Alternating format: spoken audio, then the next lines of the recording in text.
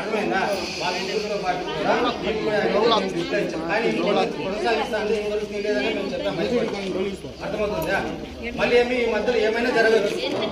ఇంతవరకు అయితే మేమేమైనా చెప్పేసి మీ స్టేట్మెంట్ ఇచ్చేసానికి ఏమైనా చేయొచ్చు మీరు. ఎవరైనా కానీ మధ్యలో ఏదైనా కూడా జరిగిండొచ్చు. ఐటీని చేసిందా? అర్థమవుతుందా? ఐటీని చేయించలా మధ్యలో ఇంకేమన్నా ఒకవేళ మీటింగ్ జరగచ్చు, అత్యవసర మీటింగ్ పెట్టచ్చు, నోటీస్ ఇవ్వచ్చు. అప్పటి వరకు కూడా మేము అనుకోలేదనే నోటీస్ ఇచ్చాం. అర్థమవుతుందా? ఇప్పుడంటే ఇచ్చిన తర్వాత కూడా ఇప్పటికి అప్పటికి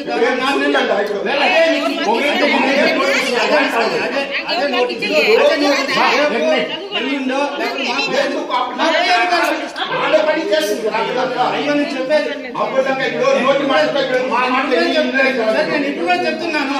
రేపు నోటీస్ అనేది కమిషనర్ సార్ చెప్పారు కదా, మాట్లాడాను. నోటీస్ అనేది మనం మాట్లాడతాం. ఏదైనా సమస్య ముందే చెప్పాలంటే 5వ తేదీ ఎస్ఎల్ఎఫ్ మీటింగ్ జరిగింది. అర్థమైందా? ఎస్ఎల్ఎఫ్ మీటింగ్ లో ఏమన్నారు ఊరోడు? ఏమన్నారు? మేము నీతి నిజాయితీ ఎంప్లాయీస్ ఎక్కడగా చెప్పండి ఏమన్నారు? చెప్తున్నాను కదా ఎస్ఎల్ఎఫ్ మీటింగ్ లో అదంతా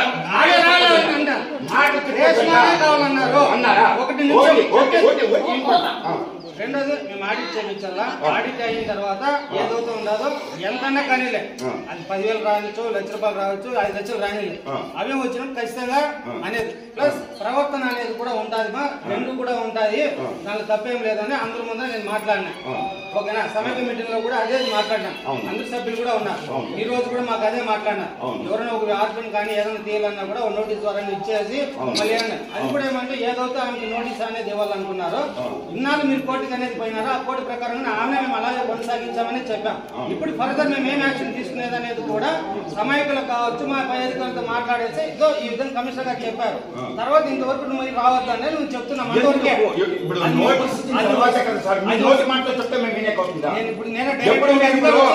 అధికారులు వచ్చి చెప్పారు కదా, మీరేం వెళ్ళి చేయాలి?